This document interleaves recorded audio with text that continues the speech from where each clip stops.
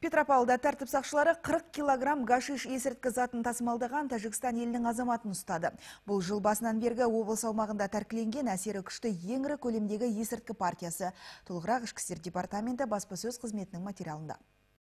Өткен жексенбі күні Петропавл қаласында есірткі бизнесіне қарсы күрес басқармасының қызметкерлері Ішкі істер министрлігіндегі әріптестермен бірлесіп, есірткі тасымалдады деген күдікпен Тәжікстан Республикасының 52 жастағы азаматын ұстады. Ол қала орталығында таксимен кетіп бара жатқан жерінде қолға түсті.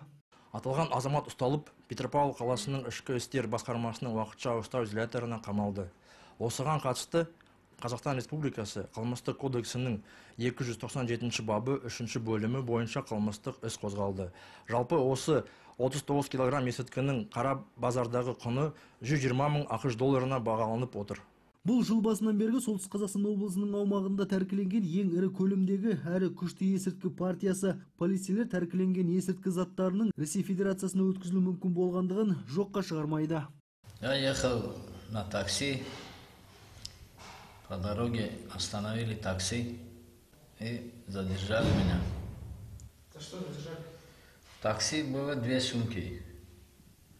В сумках находилось гашиш.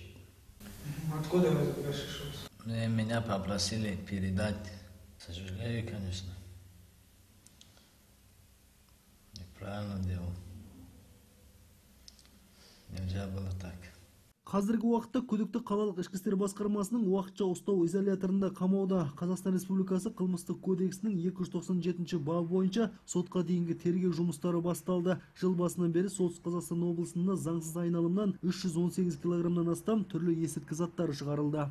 Самат Сапаралы, Ішкі істер департаменті баспасөз қызметінің көмегімен әзірленді.